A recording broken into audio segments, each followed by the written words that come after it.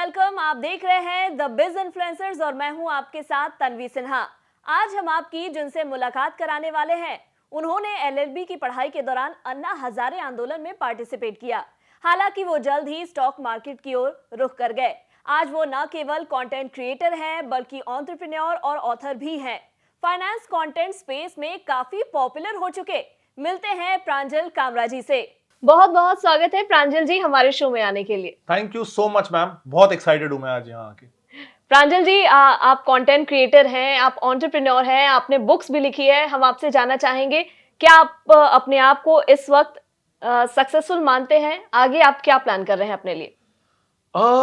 तो जो कुछ हुआ है मैम, ऑनेस्टली सोचा नहीं था कि इतना कुछ हो सकता है। तो अगर ऐसे पीछे मुड़ के देखूं तो हाँ, अच्छा लगता है कि जैसा जैसा सोचा था उसमें से कुछ कुछ हुआ है। लेकिन ये भी पता रहता है कि जो है ना वो बहुत ही टेम्पररी है। मतलब आजकल सब कुछ इतनी तेजी से बदलता है, लोग इतनी जल्दी से आपको याद करते हैं, उतनी जल्दी से भूलते भी हैं। छोटी सी गलती और आप खत्म। तो मैं इसको ग्रांटेड नहीं लेना चाहता हूँ। बहुत मुश्किल से मिला है ये सब, बहुत मेहनत से मिला है। लेकिन मुझे पता है कि बहुत टेम्पररी है। सोशल मीडिया में कब आप हीरो बनते हो कब जीरो, कुछ नहीं। तो बट जो मुझे बहुत ज्यादा सेटिस्फैक्शन देता है वो ये देता है कि मैं प्रोडक्ट्स बना पाया। तो हमारे 4-5 प्रोडक्ट्स हैं, वो अच्छा कर रहे हैं। तो मेरा एंटरप्रेन्योरल साइड मुझे ज्यादा सेटिस्फैक्शन देता है। बुक्स जो मैंने लिखी वो मुझे ज्यादा सेटिस्फैक्शन देता है। मुझे लगता है कि वो थोड़ा ज्यादा परमानेंट है जी। और यूट्यूब शुरू में हम इसलिए किया था कि पैसे नहीं थे, बिल्कुल पैसे नहीं थे। तो यूट्यूब फ्री में हो जाता है। तो सिर्फ इसलिए शुरू कर दिया कि फ्री में करना है, कहीं से पैसे आएंगे तो प्रोडक्ट्स बनाएंगे। तो हमेशा बनना मुझे एंटरप्रेन्योर ही था, हमेशा खुद के प्रोडक्ट्स लाने थे। यूट्यूब ने वो रेवेन्यू देना शुरू कर दिया। तो कभी भी एंड गोल यूट्यूब या सोशल मीडिया इन्फ्लुएंसर, मैं बहुत आलसी हूं मैम।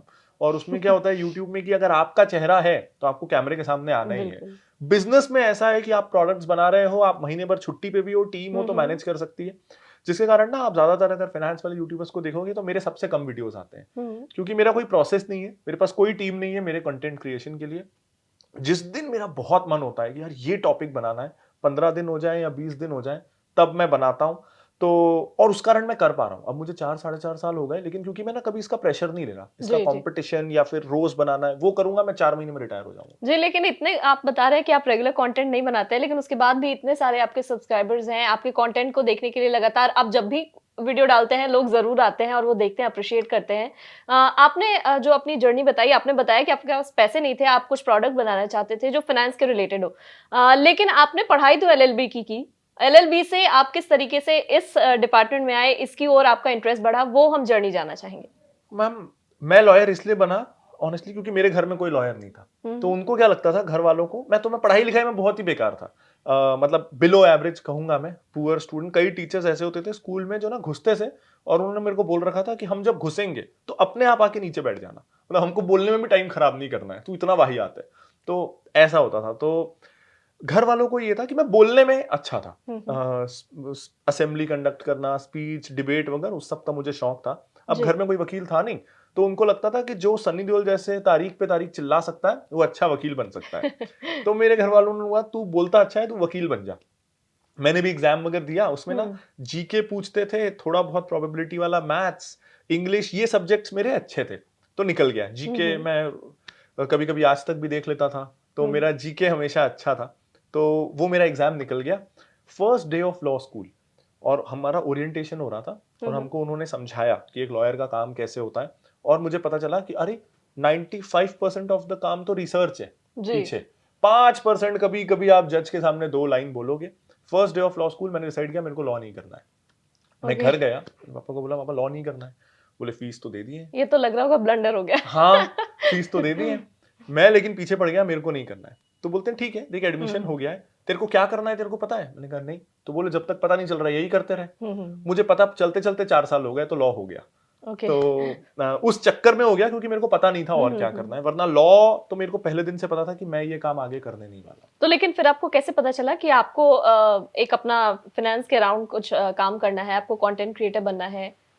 तो मैं हर चीज ट्राई कर रहा था। 2011 में मैं सेकेंड ईयर में एंटर हुआ था, तब अन्ना हजारे का इंडिया अगेंस्ट करप्शन वाला आंदोलन चल रहा था। मेरा पढ़ाई में मन लग नहीं रहा था। मैंने सेकेंड ईयर का पूरा फर्स्ट सेमेस्टर जाने दिया कि कॉलेज नहीं जाऊंगा, ये साल तो देश के नाम। तो छत्तीसगढ़ में मैं one of India against corruption का हेड हो गया था और दिन भर धरना स्थल में मैं स्पीचेस देता था कि कैसे, और 18 साल का था मैं, तो ना उस समय ऐसा लगता है कि बस ये आंदोलन है और मैं देश से भ्रष्टाचार हटा के ही रहूंगा। सच में ऐसा लगता था कि सब बस लोकपाल आ गया और भारत में जो खराब है वो सब ठीक हो जाएगा। तो मैं तभी तभी 18 का हुआ था, अगले दिन से जेल भरो आंदोलन होना था। तो मेरी जिम्मेदारी थी कि मैं ज्यादा यूथ को मोबिलाइज करूं, सबसे यंग था मैं वहां। तो जो भी 18 से ऊपर थे, मैं घूम घूम के उनके बीच उनको कल से जेल भरो, 144 लगा हुआ था, उसको तोड़ते तो जेल जाते, टेम्पररी जेल बना हुआ था। मैं तभी तभी 18 का हुआ था, तो जेल जाने के लिए एलिजिबल था, तो बहुत एक्साइटेड था मैं कि जेल जाऊंगा। तो और शाम को ये हुआ, मैंने अपना एग्जाम छोड़ दिया था कि कल से तो जेल जाना है, तो पहला पेपर दे के भी क्या, कल से तो दे नहीं पाऊंगा। शाम को फोन आता है, मेरा पहला एग्जाम हो गया है कि आंदोलन स्थगित, इस बार वो रिस्पॉन्स अच्छा नहीं है और दोनों टीम्स में कुछ टूट फूट है, आंदोलन स्थगित। उस दिन मुझे महसूस हुआ कि जब अचानक से गांधी जी ने non cooperation movement call of कर दिया होगा, तो जिन्होंने नौकरियां छोड़ दी, कपड़े जला दिए, वो तो कहीं के नहीं रहे। तो उस दिन मैंने डिसाइड किया कि नहीं, अब समाज सेवा नहीं करनी मेरे को, देश नहीं सुधारना, मेरे को मेरा देखना है। तो वहां से ये आया कि अब कुछ करना है, कुछ बिजनेस, कुछ पर्सनली खुद के लिए कुछ करना है जी। फिर एक दिन पापा टीवी देख रहे थे, तो यूजुअली ना ये बिजनेस वाले प्रोग्राम्स बड़े बोरिंग होते हैं, स्टॉक मार्केट वाले, जो फाइनेंस वाला ना उसको कुछ समझ में नहीं आता। लेकिन एक प्रोग्राम था, उसमें ना वो डॉन के गेटअप में थे और वो कॉलर वाला प्रोग्राम था। लोग कॉल करके पूछते थे कौन ये शेयर अच्छा है या बुरा, और अगर वो शेयर बुरा होता था ना, तो वो पंचिंग बैग में मुक्के मार देते थे, वो फोन फेंक देते थे कि प्रोड्यूसर बंद कर दो ये शो, 5 साल से चला रहा हूं फिर भी ये लोग ऐसे शेयर खरीदते हैं, क्या फायदा, जाके कूद जाता हूं मैं कुएं में। तो एज एन 18-19 ईयर ओल्ड मेरे को उसने मेरा ध्यान खींच लिया जी। और मुझे ना अच्छी चीज क्या लगी कि मैंने पापा से पूछा, पापा कितनी कंपनियां लिस्टेड है स्टॉक मार्केट में? उन्होंने कहा 5000। तो मुझे लगा वहां दिख रहा है लाइव प्रोग्राम, कोई बंदा 5000 में से कोई भी कंपनी के बारे में पूछ सकता है, और आज तक उन्होंने ये नहीं बोला कि इस कंपनी के बारे में मुझे कुछ नहीं पता। तो मेरे को उनके जैसा बनना है कि भारत की 5000 कंपनियों के बारे में मुझे पता हो। ये पता होगा ना, मैं इस नॉलेज से पैसा कमा लूंगा। मेरे को शेयर मार्केट से भी पैसा नहीं कमाना था, उस नॉलेज से कमाना था। जी। ऐसा दिल टूटा है ना मेरा 2 साल पहले, जब मैं टीवी में जाना शुरू किया तो मुझे पता चला वो तो सारा ईमेल पे आ जाता है, और मुझे लगा मेरी जिंदगी झूठ है, मेरा करियर एक झूठ से लेकिन उसी चक्कर में आपने तो अपने नॉलेज को काफी ज्यादा इंक्रीज कर लिया, और तभी आप इतने मतलब जेन्युइन कंटेंट बना पाते हैं। और आपके तो content without teleprompter, without script के रहते हैं, तो आपकी अंडरस्टैंडिंग इन सब चीजों में इतनी जो बन गई है। यहीं पे बीच में मेरा एक सवाल होगा कि स्टॉक्स को आप कैसे पिक करते हैं, क्या उसके पीछे स्ट्रैटेजी रहती है? वो हमारे व्यूअर्स भी जानने में काफी इंटरेस्टेड है। मैं बहुत सिंपल रखता हूँ मैम। मेरे को लगता है कि अगर कोई, क्योंकि ना स्टॉक्स में निवेश करना एक ऐसी चीज है जो मैं जिंदगी भर करने वाला हूँ। तो मैं अभी अगर 29 साल का हूँ, तो मैं सोचता हूँ मैं 100 साल जीऊंगा, तो 70 साल मुझे और अभी स्टॉक्स में निवेश करना है। तो ना प्रोसेस का सिंपल होना बहुत जरूरी है। तो मैं ना जैसे यूथ में देखता हूँ क्या कर जाते हैं कि हमेशा ना हम अगला रेवोल्यूशनरी कंपनी ढूंढते हैं। कौन सी कंपनी है जिसने कैंसर की इलाज ढूंढ लिया, कौन सी कंपनी जो डायबिटीज को ठीक कर दी, कौन है जो चांद पे जाने वाली है, कौन है जो मंगल ग्रह पे जाने वाली है। हम हमेशा स्पेक्यूलेशन और रेवोल्यूशन में इन्वेस्ट करना चाहते हैं। अब उसमें क्या है ना, हम कभी भी विनर प्रिडिक्ट नहीं कर पाते। जैसे हम ईवी की बात करें, ईवी आ रही है ये सबको पता है, लेकिन उसमें टाटा मोटर्स जीतेगी, मारुति, हुंडई, महिंद्रा, कौन जीतेगा ये प्रिडिक्ट करना मुश्किल है जी। तो शेयर बाजार में ना हम हमेशा व्हाट्स गोइंग टू चेंज वो ढूंढते रहते हैं। मेरा उल्टा है, मैं उसमें इन्वेस्ट करता हूं खुद से ये पूछ के कि what's not going to change.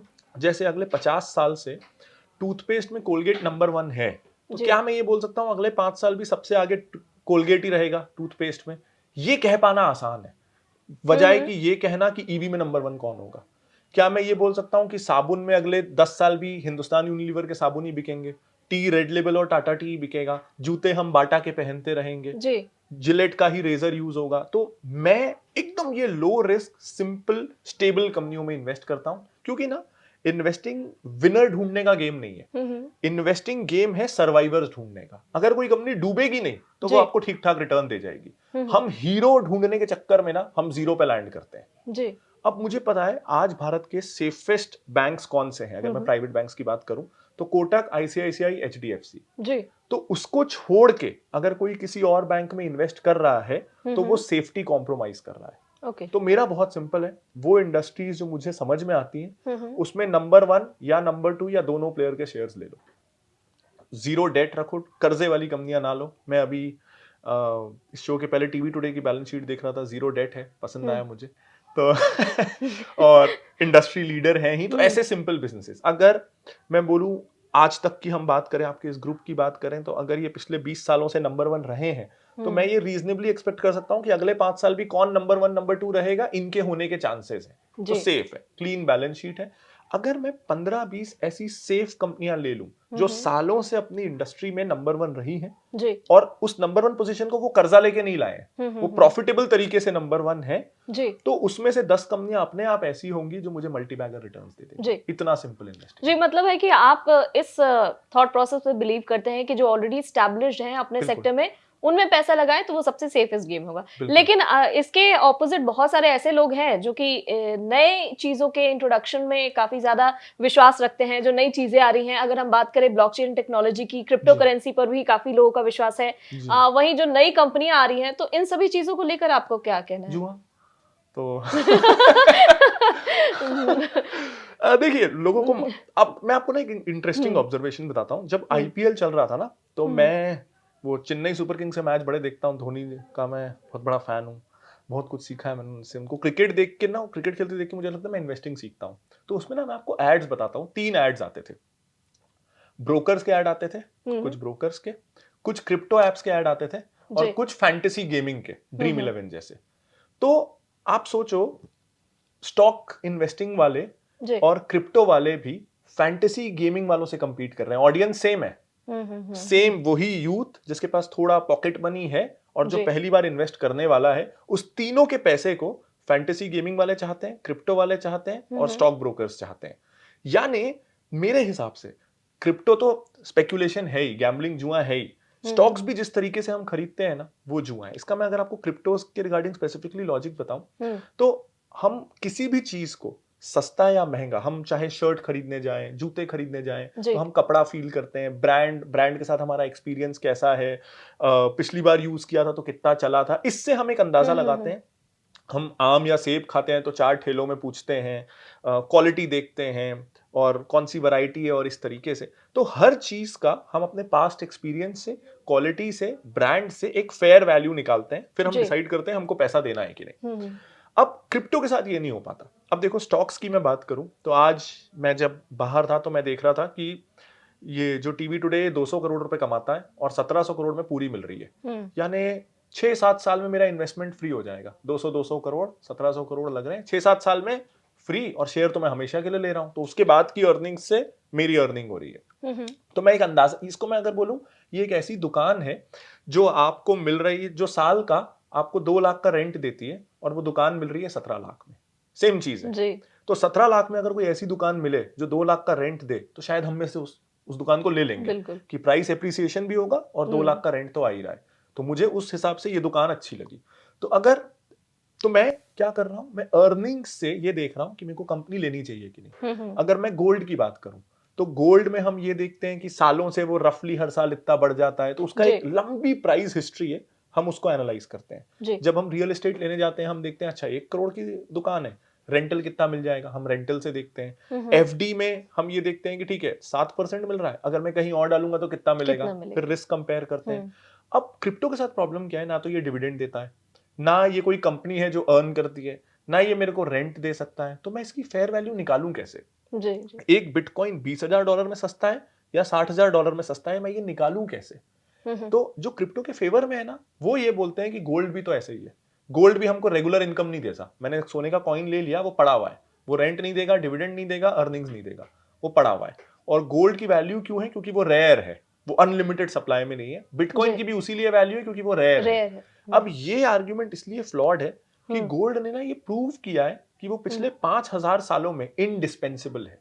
Gold पिछले 5000 सालों से एक मूल्यवान धातु है। बिटकॉइन ने ये प्रूव नहीं किया है। तो सिर्फ रेयर होना काफी नहीं है, उस बिटकॉइन को ये भी साबित करना पड़ेगा कि बिटकॉइन को रिप्लेस करके कल को कोई और कॉइन नहीं आ जाएगा। हाँ। जब तक वो ये साबित नहीं कर सकता, वो मेरे लिए जुआ है। और ऐसे ही मुझे लगता है कि ये जो नई टेक्नोलॉजीज आ रही हैं, वो अपने आप को जब तक कुछ सालों में स्टैब्लिश नहीं कर लेंगी, शायद आप जैसे इन्वेस्टर्स जो कि बेसिक्स काफी ज्यादा स्टडी करते हैं, तो उनका वो विश्वास नहीं जीत पाएंगे। तो it will take time for them to be a part of Pranjal Kamraj portfolio. बहुत टाइम। मुझे फाइनेंस में 2 चीजों से बहुत डर लगता है, एक जो नया है, दूसरा जो बेचा जा रहा है। तो बैंक जाके वो कभी नहीं लेता मैं, जो मेरे को चाहता है कि बैंकर चाहता है कि मैं ले लूं, उसमें उसका सबसे ज्यादा फायदा है। और कोई भी नई चीज से मैं दूं। जी, प्रांजल जी, जिस तरीके से आप बता रहे हैं डेफिनेटली कहीं न कहीं जब उसके बेसिक स्ट्रॉन्ग होंगे तभी प्रांजल कामरा जैसे लोग होंगे, उनके पोर्टफोलियो का ये एक पार्ट बन पाएगा। यही हम आपसे ये भी जानना चाहेंगे, जहाँ आप बता रहे हैं कि आप काफ़ी ज़्यादा उसके हिस्ट्री को स्टडी करते हैं कंपनियों के। मैंने आपकी कुछ वीडियोज़ भी देखे, स्टोरीज़ भी देखी, तो उसमें मुझे ये पता चला कि आपके फैमिली में आपको इस तरह का एनवायरनमेंट मिला कि आप वो कंपनियों के बारे में सीख सके, जान सके और बहुत ज़्यादा छोटे उम्र से ही आप ये स्टडी करने लगे थे। वो क्या परिस्थिति थी और किस तरीके से आप बहुत कम उम्र में इन चीज़ों के बारे में समझने लगे थे? हाँ, तो एक्चुअली वो हुआ मेरी दादी के कारण। तो अब मेरी दादी थी बड़ी ही, तो उनकी इकोनॉमिक्स ये कहती थी। हुँ, उन्होंने बीए तक आर्ट्स पढ़ा था, लेकिन वो पॉलिटिक्स में इंटरेस्ट रखती थी, सोशल सर्विस में इंटरेस्ट रखती थी काफ़ी। जी। तो उनको जो इकोनॉमिक्स की समझ थी, उनका सिंपल सा फंडा था, हुँ, अगर हम देश में बनी हुई चीज़ यूज़ करेंगे, तो जी। देश अमीर होगा। हुँ, हुँ। अगर हम विदेशी चीज़ यूज़ करेंगे, पैसा बाहर जाएगा, तो देश गरीब होगा। जी। तो उनकी इकोनॉमिक्स की अंडरस्टैंडिंग इतनी थी। तो ना हुँ, एक बार मुझे ध्यान है कि मैं पामोलिव का साबुन ले आया। उन्होंने मेरे को साबुन लेने भेजा था हुँ, हुँ। और उन्होंने स्पेसिफिकली बोला था कि सिंथॉल लाना, जी। और मैं पामोलिव ले आया। हुँ, तो मुझे बड़ी डांट पड़ी कि तू पामोलिव ले आया, ये पता है विदेशी कंपनी है, हमारा पैसा बाहर जाएगा, हम फिर से गुलाम हो जाएंगे, ऐसा कैसे कर सकता है तू। मुझे दुकान लेके गई, वो आधा हुँ, किलोमीटर दुकान थी, और वो साबुन उन्होंने एक्सचेंज करवाया। जी। अब उसके बाद से क्या हुआ कि मेरे को हमेशा ये ध्यान रखना है कि भारतीय वस्तु ही घर में लानी है। हुँ, तो मैं उनसे पूछता जब भी दादी के साथ दुकान जाता कि अच्छा, गोदरेज गोदरेज कहाँ की है, डाबर कहाँ की है, हिमामी हुँ। कहाँ की है, एचयूएल कहाँ की है। तो जैसे एचयूएल के बारे में उन्होंने बताया कि इसके नाम पे मत जाना, ये भारतीय नहीं है। तो अच्छा। तो मेरे को बड़ा दुख हुआ था, हुँ, क्योंकि मेरे को लगता था हिंदुस्तान लिखा है, वहां हिंदुस्तान पक्का ये इंडियन है। मिल तो फिर उन्होंने बताया कि ये इंडियन नहीं है। तो ऐसे करके ना, जब तक मैं 10-12 साल का हुआ, हुँ, मुझे एक किराना दुकान में कौन सा ब्रांड किसका है, कौन सा चलता है, नहीं चलता है, इस कंपनी के और कौन कौन से ब्रांड्स हैं, ये सारी नॉलेज हो चुकी थी। ओके। तो वो एक एडवांटेज डेफिनेटली रहा, और उसने ना मेरे दिमाग में बीज बो दिया था कंपनीज एनालाइज करने का। हुँ, हुँ, तो हुँ। उसका बड़ा फायदा हुआ। और उसके बाद जब वो जो मैं आपको प्रोग्राम बता रहा था टीवी वाला, जिससे मुझे इंटरेस्ट हुँ, आया, हुँ। तो तब तक थर्ड ईयर में था। दिख रहा था पापा को कि पढ़ाई तो कर नहीं रहा हूँ। तो मैंने पापा को बोला, पापा 20,000 रुपए दे दो, मैं ये शुरू करना चाहता हूँ। उनका था ठीक है, ये जी। अगर डूब गया ना, तो अब तू लॉ ही करेगा। हुँ, हुँ। उनको पक्का यकीन था कि डूब जाने वाला है। और तब मैं कुछ 19-20 साल का था, तो पापा ने मेरे जन्मदिन में मुझे स्कूटर गिफ्ट किया था कि साइकिल बहुत हुई, तो हुँ, एक टीवीएस का स्कूटर उन्होंने दिया था। तो मेरे को उससे बड़ा प्यार था कि अब मैं कितना भी दूर जा सकता हूँ, घूम सकता हूँ। तो मैंने पहले कुछ शेयर्स टीवीएस के ले लिए, और बिगनर्स लक था, ऐसा था, वो हुँ, शेयर साल भर में 9 गुना बढ़ गया। तो मैंने कुछ 4-5 हजार रुपए लगाए थे, वो 40,000 रुपए हो गए। हुँ, हुँ। मुझे लगा बस मैं ही हूँ भगवान, मेरे को सब आता है, इतना आसान है इन्वेस्टिंग, अब मैं जल्दी से करोड़ों कमा लूंगा। हुँ, और उस कॉन्फिडेंस में अगले कुछ शेयर्स जो मैंने लिए वो डूब गए। हुँ। फिर मेरे को बहुत गिल्ट हुआ कि यार, अब मैं फोर्थ ईयर में आ गया हूँ, एक ही साल बचा है, मेरे को पता नहीं है क्या करना है, और मैं इसमें भी पैसे डुबोए जा रहा हूँ। तो मैंने गूगल किया how to pick good stocks, हुँ, और किस्मत से वॉरेन बफेट के कुछ आर्टिकल्स आ गए, वो पढ़ा। हुँ। इन्वेस्टिंग से ज्यादा जिस तरीके से वो जीते हैं, मुझे वो बहुत कनेक्ट हुआ कि तब वो दुनिया के तीसरे सबसे अमीर आदमी थे, लेकिन 50 साल से एक 3 BHK में रहते हैं, एक नॉर्मल सी कार चलाते हैं, मैकडी का बर्गर खाते हैं।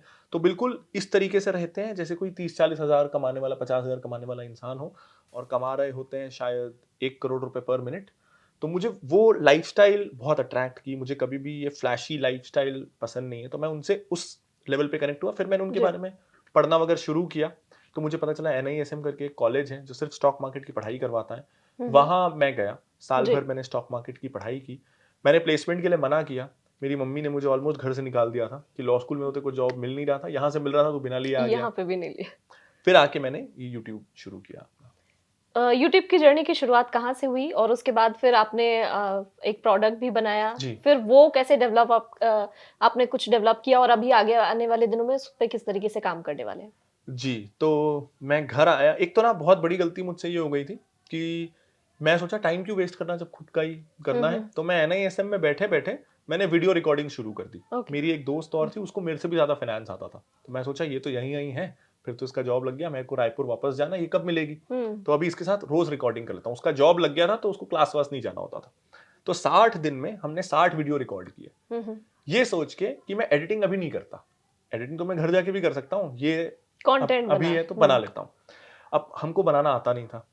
तो मैंने 60 वीडियो एक के बाद एक रिकॉर्ड कर लिए। वो पीछे सूटकेस दिख रहा है, अलमारी दिख रही है, पंखा दिख रहा है। कभी देखा ही नहीं कि वो वीडियो लग कैसा रहा है। हुँ, जब मैं वापस रायपुर आया, मैंने एडिट करना शुरू किया, तो मुझे मतलब उनमें से कि ज़्यादातर में साउंड ही नहीं है। अरे सारी मेहनत बर्बाद। सारी मेहनत बर्बाद हुई। हम्म। एक फायदा ये हुआ कि एक तरह से स्क्रिप्टिंग हो गई 60 वीडियोस की। मुझे ये पता था कि बोलना क्या है, वो भले ही फिर से बोलना पड़ा। अब मेरे घर में प्रॉब्लम क्या था कि मेरे पास एक तो वो जो फोन था वो तब 8-9 हजार का एक मोटो जी था, तो उसका फ्रंट कैमरा बिल्कुल ही खराब सा था। और मेरे कमरे में, एक ही कमरे में रोशनी आती है, वो भी दोपहर को 2 से 4 जब सूरज इस तरफ हो। तो दोपहर को 2 से 4 के बीच में वीडियो बनाना है। और गर्मियां थी, अप्रैल मई में मैं आया था, तो रायपुर में होता है 47 डिग्री, तो पंखा बंद और 1 मिनट में रिकॉर्ड करता था, 1 मिनट चेहरा पोंछता था। और हर 10 मिनट में तो मैंने ना 2 सेम वाइट शर्ट रखी थी, क्योंकि शर्ट भी पूरे पसीने पसीने हो जाती थी। तो 10 मिनट बाद शर्ट बदलो, चेहरा पोंछो और वीडियो रिकॉर्ड करो। और 2 बजे के बाद इसलिए भी, और 4 बजे के पहले पहले खत्म करना है, क्योंकि उसके बाद सामने गार्डन में बच्चे खेलने आ जाएंगे तो उनका शोर होगा। तो फिर से वो 60 वीडियो मैंने अगले 3-4 महीनों में बनाए, उसको एडिट किया, वेबसाइट बनाई, वेबसाइट में कोर्स डाला कि पैसे तो कमाने हैं, तो कोर्स डाला, थोड़ी बहुत एडिटिंग कोडिंग सीखी, ग्राफिक डिजाइन सीखा, एसईओ सीखा। और 60-70 वीडियो तक वो साल 2017 मई से लेके दिसंबर तक मुझे कोई नहीं देख रहा था। और मुझे याद है उसी साल मूवी आई थी सीक्रेट सुपरस्टार, और बिल्कुल मेरे तरीके से वो वीडियोस बनाती थी। चेयर के ऊपर किताबें, किताबों के ऊपर फोन, बिल्कुल वैसे मैं वीडियो बना रहा था। और उसका पहला वीडियो वायरल हो जाता है, तो उसको देख के मैं रो रहा था थिएटर में। यार ऐसा थोड़ी ना होता है लाइफ में, मैं भी तो अच्छा वीडियो बना रहा हूँ, कोई देखता ही नहीं है। तो वो मूवी मैं वो सीन के बाद छोड़ के निकल गया था, वरना मैं कितनी भी बोरिंग मूवी पूरी देख लेता हूँ, वो नहीं देख पाया था।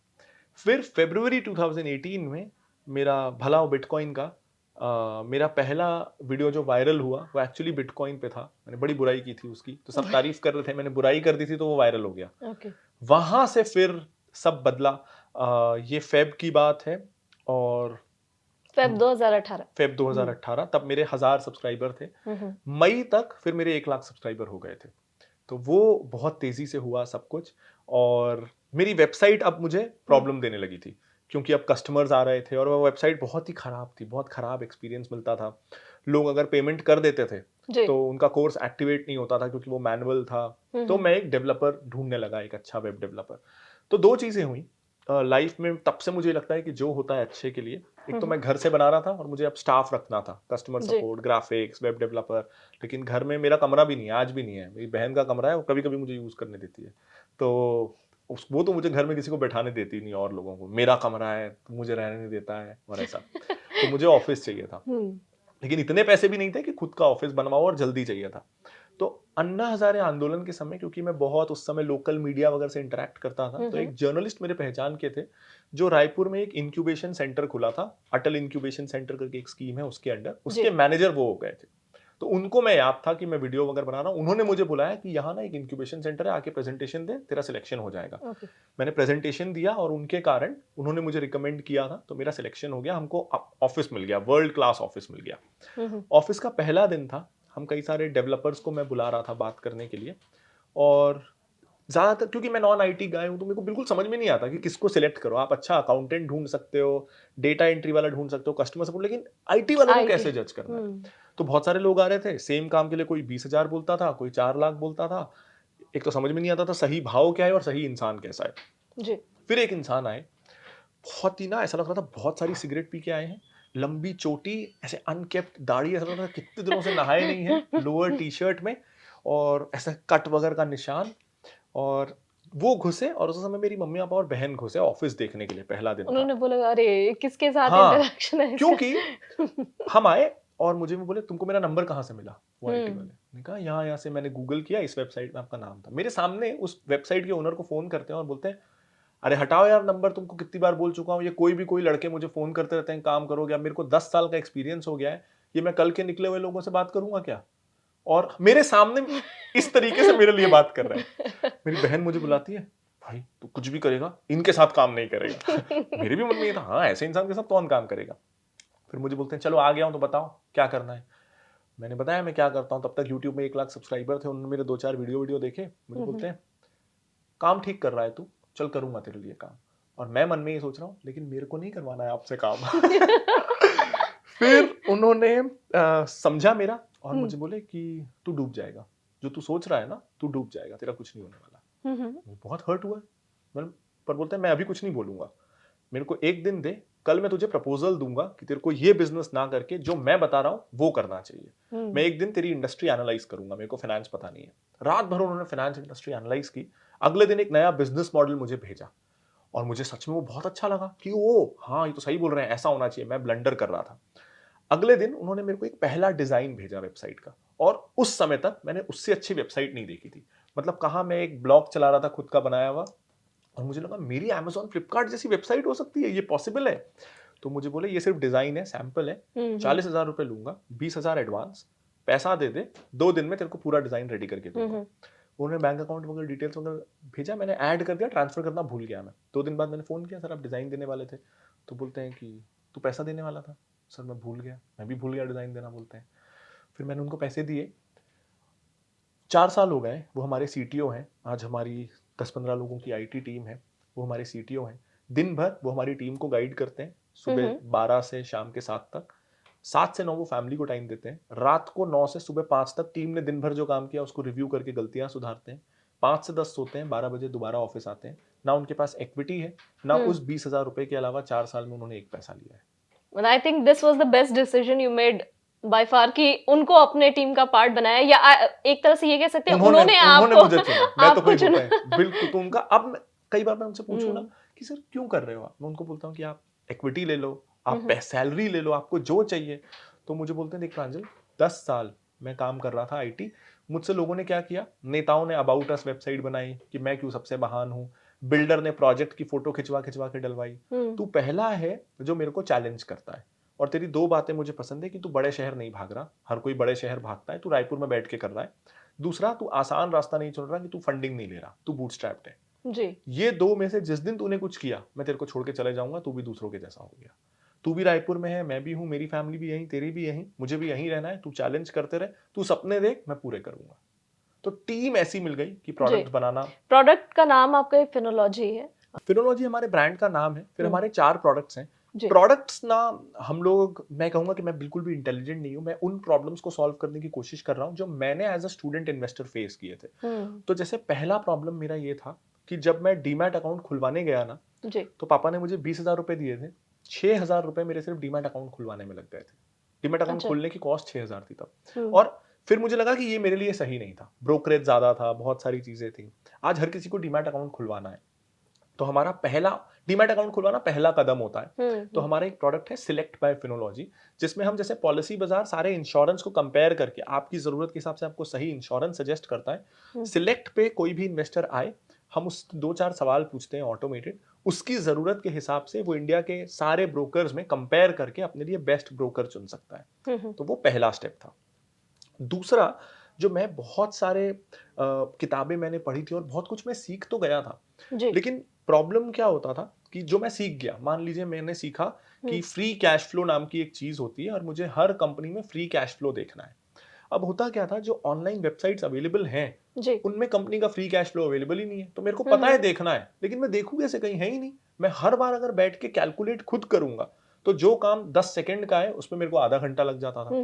तो फिर हमने लॉन्च किया एक प्रोडक्ट जिसका नाम है टिकर बाय फिनोलॉजी, जो आज हमारा फ्लैगशिप है, जहां आके लोग स्टॉक्स को एनालाइज कर सकते हैं। अब इसमें जो हम लोगों ने डिफरेंट किया वो ये कि हमने इंडस्ट्री वाइज डेटा को चेंज किया। जैसे आज आप किसी भी और वेबसाइट में जाओ, तो आप आईटी कंपनी देखना चाहो या बैंकिंग या फार्मा, जो डेटा पॉइंट्स दिखते हैं वो सेम दिखते हैं। हमारी वेबसाइट में अगर आप बैंक देख रहे हो तो आपको सबसे पहले दिखेगा कि इसका एनपीए कितना है। अगर आप एफएमसीजी देख रहे हो तो सबसे पहले दिखेगा कि इसके ब्रांड्स कौन कौन से हैं। उसी से हमको अंदाजा हो जाता है कि कंपनी अच्छी है कि नहीं। तो कंपनी वाइज हमने पेजेस को चेंज किया। तो ये हमारा आज फ्लैगशिप है। तो टिकर बहुत अच्छा कर रहा है। इसके बाद जो तीसरा था वो ये कि सीखना बहुत महंगा था। जब मैं सीख रहा था ना, तो ज्यादातर किताबें होती थी फॉरेन ऑथर्स की। उसमें 2 प्रॉब्लम, एक तो महंगी डॉलर वाली, और दूसरा एग्जाम्पल्स रेलेवेंट नहीं। वो बात कर रहे हैं टेस्को की, मैं जानता नहीं वो कंपनी कौन सी है, मुझे बताओ डीमार्ट का एग्जाम्पल लेके। तो उसके लिए हमने लॉन्च किया क्वेस्ट बाय फिनोलॉजी, जो बेसिकली नेटफ्लिक्स फॉर फाइनेंस है। तो आज उसमें 500 रुपए महीने में 50+ इन्वेस्टिंग कोर्सेज हैं। और ऐसा नहीं है कि आपको एक कोर्स पढ़ने के लिए 2,000 देने हैं, 1,000 देने हैं, वो कोई दे नहीं सकता स्टूडेंट। तो आप एक सब्सक्रिप्शन लो, जो सीखना है सीखो। इसके बाद अगला प्रोडक्ट आया कि जैसे जब आप लाइफ में थोड़ा आगे बढ़ते हो, मिडिल एज में, तो आपको हर चीज खुद नहीं करनी है। आपको चाहिए कि मेरे को प्लान बता दो, कितना गोल्ड में डालना है, कितना म्यूचुअल फंड में, कितना स्टॉक्स में और कौन से स्टॉक्स में, सब रेडीमेड चाहिए। तो इसके लिए हमने लॉन्च किया रेसिपी बाय फिनोलॉजी, जो एक रोबो एडवाइजर है। और ना जो जैसे मैं बहुत सारे ये फाइनेंशियल प्लानिंग टूल्स यूज करता था, तो क्या होता था, अब कोई कमा रहा है 50,000 रुपए महीना, जी। उसको चाहिए 50 लाख की गाड़ी, और वो इन्वेस्ट कर सकता है 10,000 रुपए महीना। तो उसको ना वो टूल बोलता था, ठीक है आप 10,000 रुपए महीना इन्वेस्ट करोगे ना, तो 40 साल में आपकी गाड़ी खरीद पाओगे, कॉन्ग्रेचुलेशन। लेकिन ये सही नहीं है ना। तो हमारे रेसिपी में क्या किया हमने, उसको थोड़ा इंटेलिजेंस को बढ़ाया कि ठीक है इसको 50 लाख की मर्सिडीज चाहिए ना, ये नहीं खरीद सकता, इसको हम बोलते हैं कि 15 लाख की ये वाली स्कोडा खरीद ले, मोस्टली फीचर्स ठीक है, दिखती भी सिमिलर है, जी। ये तू 5 साल में खरीद पाएगा। तो अलग नेक्स्ट लेवल की इंटेलिजेंस। तो ये 4 हमारे जी, products तो कहीं न कहीं आपके जो भी प्रोडक्ट्स हैं, वो लोगों की लाइफ को थोड़ा-सा सिम्प्लीफाई कर रहे हैं, और वो अगर इन्वेस्टमेंट जर्नी की तरफ आगे बढ़ रहे हैं, तो जो उसमें मुझे कहीं चाहिए न ना वो मैं बना हुँ, देता हूँ। वो कहीं न कहीं आपको कंट्रीब्यूट कर रहे हैं, और बिल्कुल जी। जो और मुझे लगता है आप बार-बार कह रहे हैं कि वो not an intelligent student, but intelligent student यही होता है कि जिसे पता रहता है कि मुझे किस प्रॉब्लम को टैप करना है, और यहीं से बिज़नेस माइंड की शुरुआत होती है। आपको पता चल गया कि किस चीज़ को आपको आगे लेकर जाना है। आपसे अगर एग्जांपल लेते हुए अगर हम ये जानना चाहें, हमारे बहुत सारे ऐसे व्यूअर्स हैं जो नए बिजनेस की तरफ आगे बढ़ना चाहते हैं, कुछ नया करना चाहते हैं, तो उनको आप क्या सजेशन देना चाहेंगे? वो किस तरीके से सोचे कि कौन सा प्रोडक्ट वो किस तरह के प्रोडक्ट पे काम कर सकते हैं, या कहाँ से शुरुआत करें वो? कॉपी मुझे कर लो, हुँ, कॉपी कर लो। मतलब मैं आपको एग्जांपल दूं, हुँ, हम जिंदगी में कुछ भी खुद से नहीं करते। हम वो भाषा बोलना सीखते हैं जो हमारे घर वाले बोल रहे हैं। हुँ, हुँ, हम उनसे शब्द कॉपी कर लेते हैं। हम चलना हमारे घर वालों को चलता देखते हैं। अगर हमारे घर वाले रेंग रहे होते तो हम भी चलना नहीं सीखते, हम भी रेंगते ही। हम एग्जाम में चीटिंग करके पास होते हैं। तो हम जिंदगी भर कॉपी कर करके हम आगे बढ़ते हैं। बस जब बिजनेस की बात आती है ना, तो हर किसी को ओरिजिनल आइडिया चाहिए। हुँ, हुँ, क्यों चाहिए? जो आइडिया पसंद आ रहा है कॉपी कर लो। अब फ्लिपकार्ट बेसिकली अमेजोन की कॉपी है, जी, ओला बेसिकली उबर की कॉपी है, तो ओरिजिनल थोड़ी ना है। हमारी इंडिया की एक भी फार्मा कंपनी, मोस्टली 99% हुँ, फार्मा कंपनी एक भी ओरिजिनल दवाई नहीं बनाती। जो दवाइयां पेटेंट से बाहर हो गई उसको कॉपी कर लेती हैं। हुँ, हुँ, तो बेस्ट बिजनेस तो है कि कॉपी कर लो। जो फेल हो रहा है, जैसे लाइफ में ना, हम बोलते हैं कि हमको गांधी जी जैसा बनना है, हमको आजकल कम बोलते हैं, आई हुँ, विश हुँ, ज्यादा बोलें, लेकिन हम लोगों से इंस्पायर होते हैं और जी, उनको कॉपी करना चाहते हैं। वो अच्छा माना जाता है कि ऋतिक को देखो, शाहरुख को देखो, सचिन को देखो, कोहली को देखो, वो कितनी मेहनत करते हैं। बिजनेस में अगर कॉपी करने की बात है तो हमको शर्म आती है। कॉपी थोड़ी, कुछ ओरिजिनल करेंगे, क्यों हुँ, हुँ, करना है? मैंने फिनोलॉजी में कभी कुछ ओरिजिनल नहीं किया। जो प्रोडक्ट्स थे उनका अपना वर्जन लेके आया, थोड़ा जी, बहुत एग्जीक्यूशन में चेंज किया। आई थिंक मोस्ट यंगस्टर्स जो इन्वेस्टिंग में गलती करते हैं, कुछ नया, कुछ रेवोल्यूशनरी करने की कोशिश हुँ, हुँ, बिल्कुल मत करो। जो प्रूवन है, जो चल रहा है, उसको अपने ढंग से कर लो। फेलियर के चांसेस कम हो जाते हैं। जी, दूसरा, टीम बिल्डिंग। हुँ, टीम हुँ, बिल्डिंग के समय ना हमको चाहिए कि हमारी टीम में सारे आइंस्टाइन इकट्ठे हो जाएं। तो हुँ, आइंस्टाइन क्यों आपके लिए काम करेंगे? आइंस्टाइन तो नासा और इसरो के लिए ही काम करेंगे, जो जी, बहुत इंटेलिजेंट लोग हैं। आप सोचो, मेरी पूरी टीम आईआईटी आईआईएम वाले लोगों की बन जाए, मैं उनको सैलरी भी 4 लाख दूं, तो ऐसा होना नहीं है। रियलिस्टिकली, अगर आप आज शुरू कर रहे हो, आपके पास ज्यादा पैसे नहीं है, तो आपकी टीम में इंटेलिजेंस वाइज एवरेज लोग ही आने वाले हैं, जी, बिल्कुल, अबव एवरेज नहीं आने हुँ, वाले हैं। हुँ, पॉइंट इज कि आप हायरिंग के समय उनमें क्या ढूंढ रहे हो। अगर आप इंटेलिजेंस ढूंढ रहे हो, स्किल ढूंढ रहे हो, गलती कर रहे हो। आपको ढूंढना है डेडिकेशन और लॉयल्टी। जी, क्योंकि ना हम लोग ज्यादातर जो काम करते हैं, कोई रॉकेट साइंस नहीं होता। अगर एक एवरेज इंटेलिजेंस का बंदा भी आप रख लो हुँ, हुँ, और 8 घंटे 10 घंटे वो रोज सेम काम कर रहा है, हुँ, तो वो हुँ, उसमें अच्छा हो जाएगा, जी, बशर्ते वो मेहनत करने को रेडी हो। तो हम भी जब हायरिंग करते हैं, हम स्किल नहीं देखते, हम इंटेंट देखते हैं। जी। तो प्रोडक्ट कॉपी कर लो, टैलेंट एवरेज ले लो, बन गई कंपनी। जी। यहाँ पर हम ये जानना चाहेंगे, आप जब आपके पोर्टफोलियो को अगर हम थोड़ा-सा एनालाइज़ करना चाहें, अगर आप कंफर्टेबल हो, तो किस तरीके से आप उसे डाइवर्सिफ़ाई करते हैं? किस-किस चीज़ों में इन्वेस्ट करते हैं, और उसके ज़रिए हमारे व्यूअर्स क्या एग्ज़ाम्पल ले सकते हैं? देखिए, मैं कभी भी वहां नहीं जाता जो मेरे को समझ में नहीं आता। हुँ। जैसे, और ना ये लाइफ में हम जरूर करते हैं। जैसे, अगर आपको, जैसे मान लीजिए आपको क्रिकेट में इंटरेस्ट है, नहीं है ना, नहीं, तो आपको विराट कोहली से जलन होगी क्या? नहीं, बिल्कुल नहीं होगी नहीं, ना, डेफ़िनिटली नहीं। क्योंकि मेरे को वो करना ही नहीं है। हुँ, जैसे, लेकिन क्या होता है ना, अगर हम इन्वेस्टिंग में, हुँ, हमको फुटबॉलर से भी जलन होती है, क्रिकेटर से भी, बॉलीवुड एक्टर से भी, पॉलिटिशियन से भी। रियल लाइफ में नहीं होता है। जी। लेकिन स्टॉक मार्केट में क्या होता है, कोई इंट्राडे कर रहा है, मेरे को उससे भी पैसा कमाना है। कोई एफ कर रहा है, मेरे को उससे भी पैसा कमाना है। कोई जी। करेंसी कर रहा है, उससे भी कमाना है। क्यों? हुँ, हुँ, कोई भी इंसान स्टॉक मार्केट में अच्छा currency trader, commodity trader, F हुँ, ट्रेडर, इंट्राडे ट्रेडर और अच्छा लॉन्ग टर्म इन्वेस्टर नहीं हो सकता। जी। आप इसमें से कोई एक ही अच्छे हो सकते हो। हुँ, हुँ, जैसे रियल लाइफ में कोई अच्छा फुटबॉलर, सिंगर, क्रिकेटर, डांसर एक साथ नहीं हो सकता, जी। मल्टीपल चीजों में हम बहुत अच्छे नहीं हो सकते। तो स्टॉक मार्केट में ना हमको चाहिए कि हम फार्मा कंपनी में भी इन्वेस्ट कर लें, बैंकिंग में भी कर लें, पावर में भी कर लें, स्टील में भी कर लें, और हर तरह की कंपनी हमारे पोर्टफोलियो में आ जाए। ये हो ही नहीं सकता। आगे आने वाले दिनों में आपको क्या लगता है, अगर आप जैसे बता रहे हैं कि कुछ स्पेसिफिक अगर हम एरिया में ही इन्वेस्टमेंट करें, तो आगे जी आने वाले दिनों में अगर हमारे व्यूअर्स देख रहे हैं जी तो क्या वो कुछ आप सजेस्ट कर सकते हैं कोई इन ये ना, इन सेक्टर्स में आप? मुझे लगता है ये अप्रोच ही गलत है, हम्म। क्योंकि सेक्टर तो हर कोई सेक्टर ग्रो करने वाला है। अब देखो, हम्म। फार्मा सेक्टर भी ग्रो करने वाला है, एफएमसीजी का कंजम्पशन भी होगा, फूड का भी होगा, हॉस्पिटल्स का भी होगा, हॉस्पिटैलिटी का भी होगा, मीडिया का भी होगा, हर सेक्टर में कंजम्पशन होगा। जी। जैसे आप मीडिया में हो, आपको मीडिया स्टॉक्स में इन्वेस्ट करना चाहिए, क्योंकि आप समझते हो कि आप क्या कर रहे हो, आपके राइवल्स क्या कर रहे हैं, इस कंपनी में क्या अच्छाई है, दूसरों में क्या बुराई है। जी। तो आपसे अच्छा मीडिया स्टॉक कोई सीए या कोई स्टॉक मार्केट एनालिस्ट नहीं खरीद सकता। वो कितना भी बैलेंस शीट पढ़ ले, असली सच्चाई तो आपको पता है। मैं फाइनेंस में हूं, मेरे जी। से अच्छा कौन सा ब्रोकर अच्छा कर रहा है, अगला ब्रोकर, अगला म्यूचुअल फंड कौन सा अच्छा करेगा, कौन सा स्टॉक एक्सचेंज, कौन सा डिपॉजिटरी, कौन सी क्रेडिट रेटिंग एजेंसी, कौन सी इंश्योरेंस कंपनी, कौन सा बैंक, ये मेरी स्ट्रेंथ है। मैं इन जी। ब्रांड से दिन भर इंटरेक्ट करता हूं। तो मुझे नहीं पता कि फ्यूचर कौन सी इंडस्ट्री का है, मैं क्यों चिंता करूं। जिस इंडस्ट्री के बारे में मुझे पता ही नहीं, उसका फ्यूचर को मैं कैसे जज कर लूंगा, मैं कर ही नहीं पाऊंगा। मैं अपनी इंडस्ट्री में जज कर पाऊंगा कि अगले 5 साल क्या होने वाला है। तो अगर मेरे घर वाले किसी बैंक में जॉब करते हैं, तो रोज मम्मी पापा घर से आके बताते होंगे, आज मेरे बैंक में अरे हमारे बैंक में ना ये प्रॉब्लम चल रहा है। उनसे पूछ लो आपका बैंक किन चीजों में अच्छा है और आपके बैंक को तगड़ा कंपटीशन कौन दे रहा है, उस स्टॉक में इन्वेस्ट कर लो। तो जो कंपनियां आपके जीवन से जुड़ी हुई है, उन कंपनियों में निवेश करेंगे तो हमेशा फायदा होगा। मतलब है कि सेफ प्ले करें तो सबसे बेहतर रिटर्न मिल बिल्कुल सकता है। बिल्कुल। अगर कोई यंगस्टर है, अगर उसके पास छोटा सा कॉर्पस है, ज्यादा पैसे नहीं है, अगर उसके अपने इन्वेस्टमेंट जर्नी की शुरुआत करनी है, तो क्या स्टेप्स होने चाहिए, किस तरीके से वो आगे बढ़ सकते हैं? तो कॉन्ग्रेचुलेशंस हैं उनको, उनके पास कम पैसे हैं तो कम पैसे डूबेंगे, क्योंकि डूबेंगे तो जरूर, शुरू में पैसे डूबेंगे तो जरूर। तो अच्छी बात है, ये जो यंगस्टर्स के पास कम पैसे होते हैं ना, ये बहुत अच्छी बात है, क्योंकि जितना होगा वो डूब जाने वाला है। तो और रही बात कि वो कैसे इन्वेस्ट करें, तो देखो एकदम मैं अगर ब्लंटली आंसर दूं, तो जब आप स्टूडेंट हो, जब आपके पास थोड़ी बहुत पॉकेट मनी बच रही है, तो आपका पर्पस ये है कि आप ज्यादा कमाओ कैसे। आप कितने भी डिसिप्लिन की बात कर लो, कितना भी उतनी चादर, इतनी पैर फैलाओ जितनी चादर, ये सब की बात कर लो, चादर है ही नैपकिन तो कैसे चलेगा। सबसे पहले तो उसको चादर बनाना पड़ेगा, तो सबसे पहले तो पैसा कमाना पड़ेगा। एज अ स्टूडेंट उनका पहला काम ये है कि वो अपनी एक्टिव इनकम को बढ़ाएं, उसके बिना कुछ होने नहीं वाला है। हाँ, ये जरूर है कि जैसे मैं जब स्टूडेंट था, तो अगर 2,000 रुपए भी मिल रहे हैं, 4,000 रुपए भी इकट्ठे हो गए, और दिवाली में थोड़े बहुत रिलेटिव से पैसे मिल जाते थे, 2-4 हजार रुपए अगर ज्यादा पाँव छू लो तो उसको भी जो मैं स्टॉक्स में लगाता था, उससे एक फायदा होता था कि मेरी नॉलेज बढ़ रही थी। तो कितना भी पैसा है वो इन्वेस्ट जरूर करिए, क्योंकि जब पैसा लगेगा और जब वो लाल पे होगा, तब आप रिसर्च करोगे, वो रिसर्च से आप सीखोगे, गलतियां पहचानोगे और दोबारा नहीं करोगे। तो अभी जो पैसा है वो तो ट्यूशन फीस है, वो तो डूबेगा।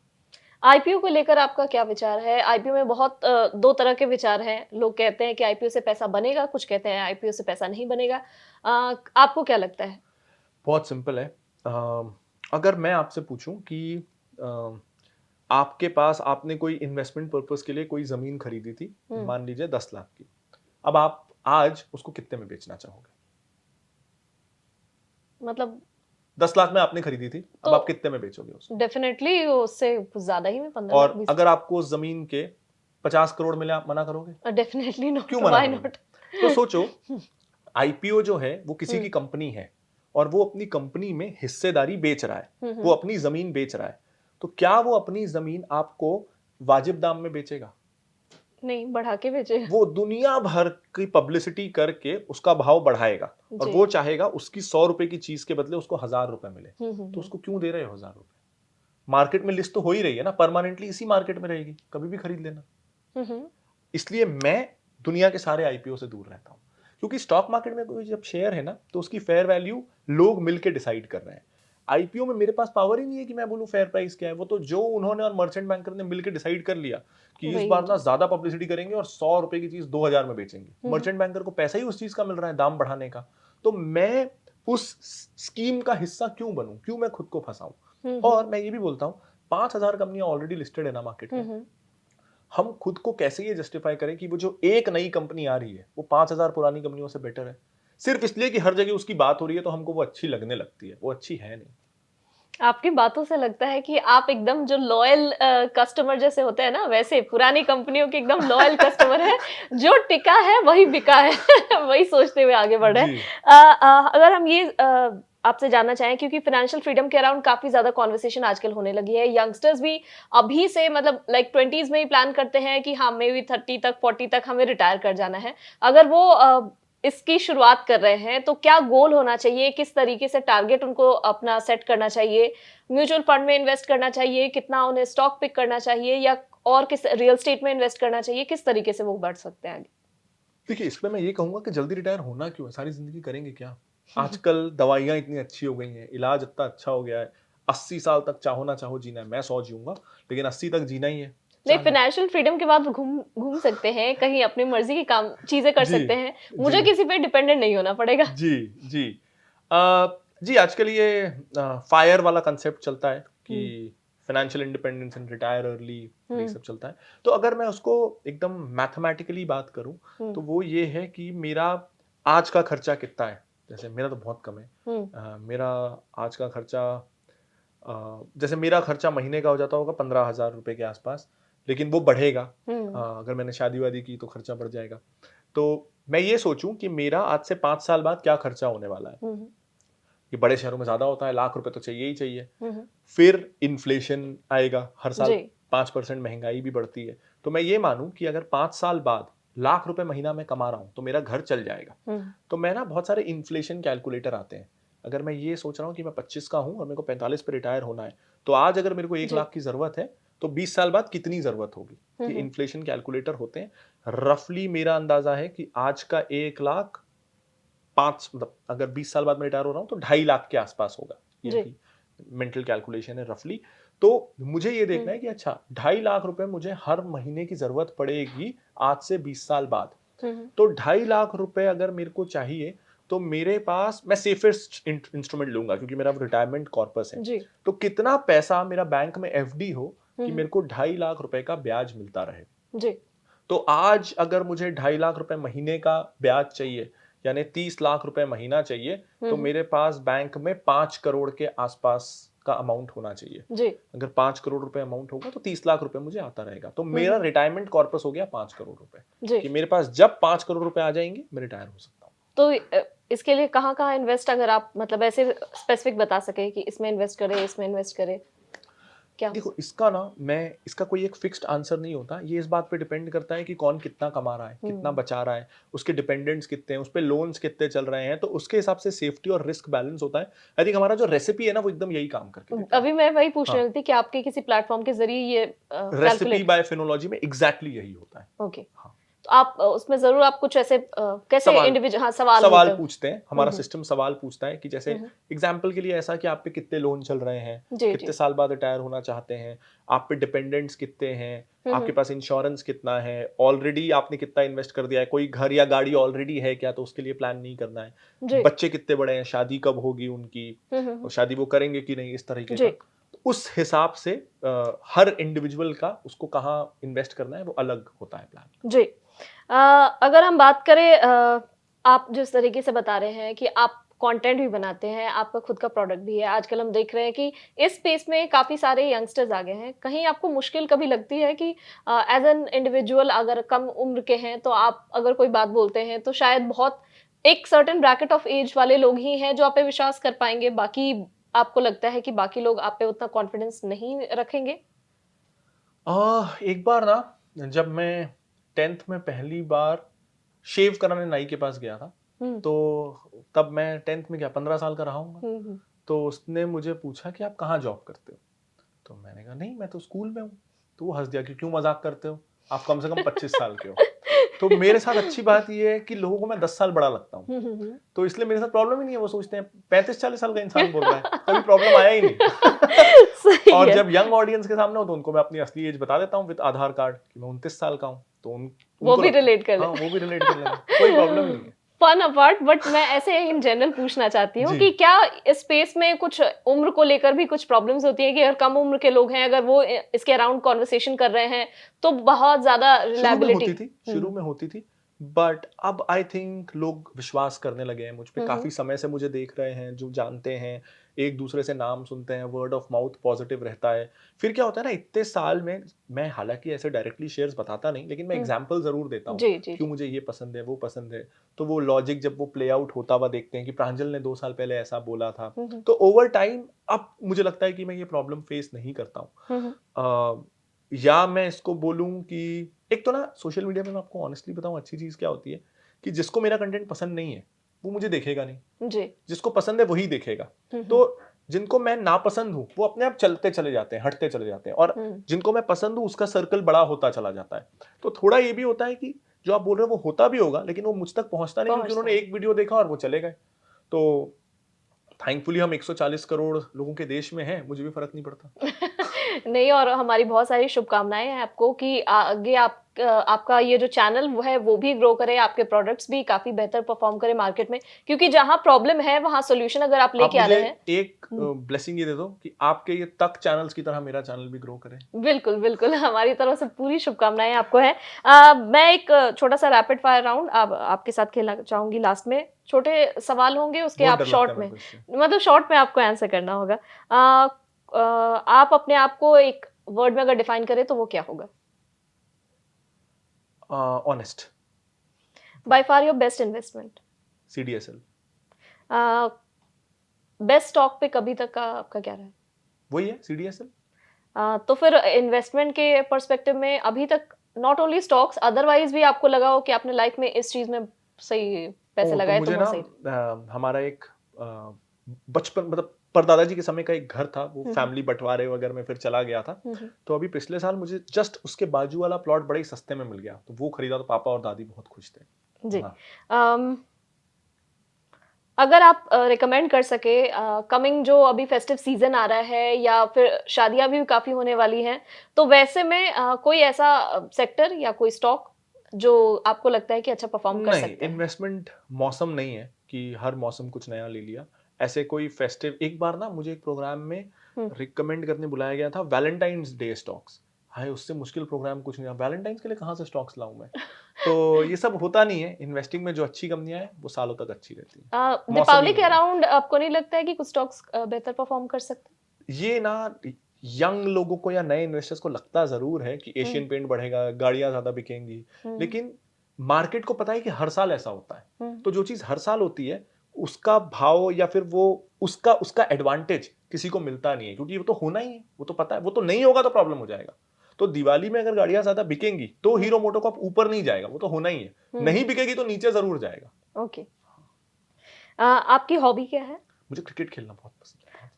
हाँ, तबला या क्रिकेट? क्रिकेट। तबला तो मम्मी ने जबरदस्ती करवा दिया था। मैंने इसलिए पूछा क्योंकि हमें आपके बारे में ये भी पता चला है कि आपने तबला बजाना भी सीखा, और वो जी काफी समय तक आपने सीखा हाँ, 10 उसको। साल तक सीखा था। ओके। बेस्ट बुक आप ट्यूजडेज विद मौरी, फाइनेंस से बिल्कुल रिलेटेड नहीं है, लेकिन मुझे लाइफ के बारे में उसने बहुत कुछ सिखाया है। अगर फाइनेंस से रिलेटेड अगर बुक्स रिकमेंड करने होंगे तो आप? The education of a value investor by Guy Spier. Okay. 5 साल के बाद खुद को आप कहाँ देखते हैं? मुझे बनना है इंडिया का सबसे बड़ा बैंक, लेकिन 5 साल में नहीं होगा, 10 साल में होगा, 10-15 साल में। काफी अच्छा एम्बिशन है और एम्बिशियस एम्बिशन है। इसके अलावा अगर आप इस फील्ड में नहीं होते, कंटेंट क्रिएटर, या अगर आप एज एन एंटरप्रेन्योर नहीं कर रहे होते काम, तो फिर आप क्या होते? मेरे को बनना तो क्रिकेटर। क्रिकेटर। अगर कोई कंटेंट क्रिएटर जिनको आप काफी मुझे ज्यादा म्यूजिक कंपोजिशन में भी जाना है, मुझे म्यूजिक डायरेक्टर भी बनना है। तो क्या ये आपके आने वाले फ्यूचर गोल्स में है? क्योंकि जैसा कि हम बात कर रहे थे फाइनेंशियल इंडिपेंडेंस की, अगर यहाँ पे फिर से हम बात ले आए, अगर आप फाइनेंशियली इंडिपेंडेंट हो जाएंगे तो आप सभी चीजें कर सकते हैं। वही मैं हो गया हूँ फाइनेंशियली इंडिपेंडेंट, तो अब मेरे को यही सब करना है, मुझे म्यूजिक डायरेक्टर बनना है।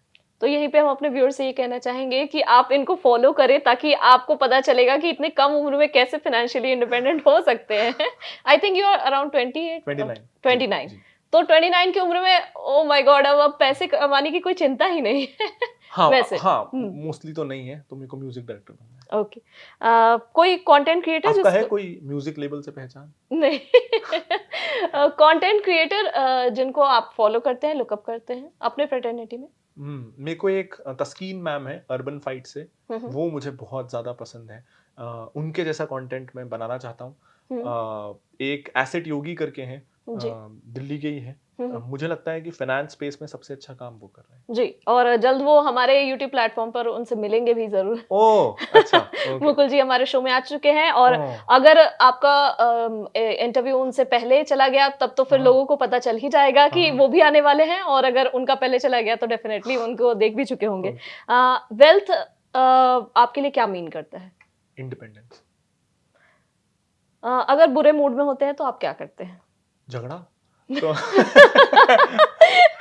बहुत ही ऑनेस्ट आपने सभी जवाब दिए, और बिल्कुल ब्लंटली आपने जवाब दिए, चाहे वो क्रिप्टो करेंसी की बात हो या मैंने जो फाइनेंशियल इंडिपेंडेंस की बात की, आपने बोला कि फिर चाहिए ही क्यों, आराम से लंबी लाइफ है, आप पैसे कमा सकते हैं। जी, मुझे काफी इंटरेस्टिंग लगा आपसे बात करके, और thank you ma'am. I hope कि हमारे व्यूअर्स को आपकी जर्नी से भी बहुत कुछ इंस्पिरेशन मिली होगी, क्योंकि ना केवल हमारे इस सीरीज में हम कोशिश कर रहे हैं उनको स्टॉक्स, इन्वेस्टमेंट और किस तरीके से पोर्टफोलियो डाइवर्सिफाई करना है उसके बारे में बताएं, लेकिन आप लोग जो इंस्पिरेशन आजकल यंगस्टर्स के लिए बने हैं, उनकी लाइफ कैसी रही, उन्होंने कैसे ये मुकाम हासिल किया, वो भी हम बता रहे हैं मेरा ताकि चैनल सब्सक्राइब करने बोलो। बिल्कुल आप प्रांजल जी का शो जरूर, उनका चैनल जरूर देखें और उनके चैनल को जरूर सब्सक्राइब करें। प्रांजल जी ठीक है, आप हमारे शो में आए उसके लिए आपका बहुत बहुत शुक्रिया। Thank you so much. आपको हमारी सीरीज पसंद आ रही है, उसके लिए थैंक यू सो मच। प्रांजल जी से हमारे इंटरव्यू को लाइक और शेयर करना ना भूलें, और अगले संडे शाम 7 बजे देखना ना भूलें द बिज इन्फ्लुएंसर्स।